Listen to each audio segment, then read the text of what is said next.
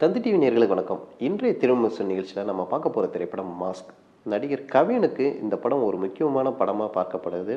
ஏன்னா bloody Bakr, kiss அவர் எதிர்பார்த்த வெற்றி அவருக்கு கிடைக்கல. இந்த படம் அவருக்கு நிச்சயமாக வெற்றி கிடைக்கும் படமாக அமையுமான்றது ஒரு கேள்வி எழுந்திருக்குது. ஆனால் இந்த படம் ஒரு மணி ஸ்டோரியை மையப்படுத்தி இருக்கிறனால, மேலும் அந்த திரைக்கதை சுவாரஸ்யமாக அமைஞ்சனால இது அவருக்கு ஒரு வெற்றி படம் அமையுன்ற ஒரு நம்பிக்கையை கொடுத்துருக்குன்னே சொல்லலாம். இந்த படத்தோட கதை என்னன்னா, நடிகை ஆண்ட்ரியா ஒரு வில்லன் கதாபாத்திரத்தில் நடிச்சிருக்கிறாங்க. இந்த படத்தோட ஒரு கோ ப்ரொடியூசராகவும் இருக்காங்க. ஆண்ட்ரியா கிட்ட அரசியல்வாதிகள் பணம் பட்டுவாடா செய்வதற்கு பணம் கொடுக்குறாங்க. அந்த பணம் கொள்ளையடிக்கப்படுகிறது. இந்த கொள்ளையடிக்கிற இதில் எப்படி கவின் சிக்கிறாரு, கவினுக்கும் ஆண்ட்ரியாவுக்கும் நடக்கிற அந்த ஒரு உரையாடல், அந்த கான்வர்சேஷன் தான் படத்தை அடுத்த கட்டத்துக்கு கொண்டு போகுது.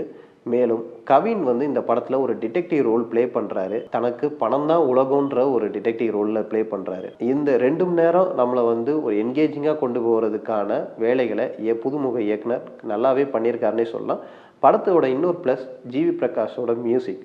இந்த படம் இந்த அளவுக்கு ஒரு கிரிப்பிங்காக இருக்கிறதுக்கு காரணம் இயக்குனர் வெற்றிமாறனோட மேற்பார்வையில் தான் இந்த படம் உருவாக்கப்பட்டதுனால அதோட அவுட்புட் கிளியராகவே தெரியுதுன்னே சொல்லலாம். இந்த படத்தோட புதுமுக நாயகியாக ருகானி சர்மா தமிழ் சினிமாவுக்கு அறிமுகம் ஆகிறாங்க. அவங்க பாடலில் நல்லாவே ஒரு ப்ளசண்ட்டாகவே தெரிகிறாங்க.